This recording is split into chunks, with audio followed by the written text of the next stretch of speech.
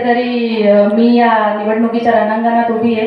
माझी अपेक्षा तुम्हा सर्व माता भगिनींकडून एवढीच असेल की तुम्ही मला कोणी वेगळी व्यक्ती न समजता तुमच्यातीलच एक भगिनी समजून आपल्याला पुढे जायचं या गोष्टीसाठी तुम्ही सर्व माझ्या सोबत या आणि आपल्याला या आपल्या भागाचा, आपल्या कानेवाडीचा आपल्याला सर्वांगीण विकास करायचा. या निमित्ताने खरं तर मला सांगावंसं वाटतं, आता आम्ही गावभेट दौरा त्याचप्रमाणे अनेक गोष्टींसाठी या हळदी कुंकवाच्या कार्यक्रमाच्या निमित्ताने कमांच्याही महिलांना भेटलो. आसमध्ये कार्यक्रम झाले.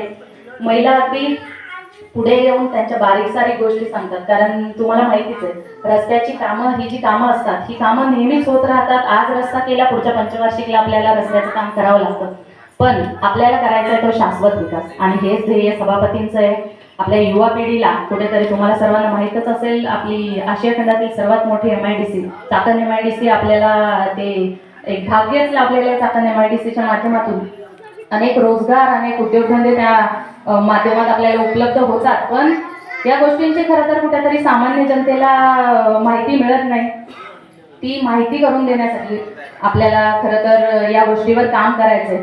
तर या माध्यमातून कुठेतरी तरुण पिढीचं पुढे भलं करता आलं. त्या तरुण पिढीला जर आपल्याला एखादा रोजगाराच्या माध्यमातून, एखाद्या उद्योगधंद्याच्या माध्यमातून जर आपल्याला तरुण पिढीला काहीतरी मदत करता आली आणि ती तरुण पिढी जर पुढे गेली तरच मला वाटतंय कुठेतरी आपलं घर पुढे जाईल, आपलं कुटुंब पुढे जाईल, आपला समाज पुढे जाईल.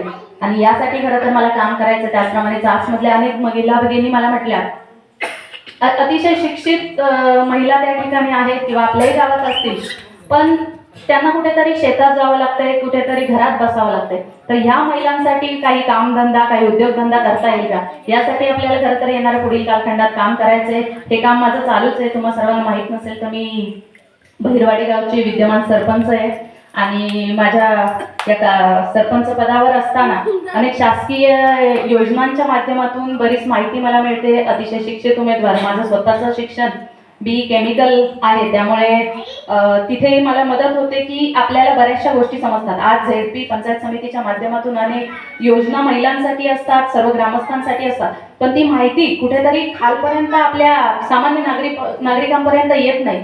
तर यासाठी आपल्याला खरं तर काम करायचं. पण या कामासाठी मला एका व्यासपीठाची गरज आहे आणि ते व्यासपीठ मिळवून देण्याचं काम खरं तर तुम्ही सर्व नागरिक करू शकता. या साथीची जो विश्वास तुम्ही सभापती अंकुशभाऊ राक्षांवर दाखवला, तोच कुठेतरी माझ्यावर दाखवू मला आणि मला विकास करण्यासाठी संधी द्यावी, हीच खरं तर तुमच्या सर्वांकडून अपेक्षा करते. धन्यवाद.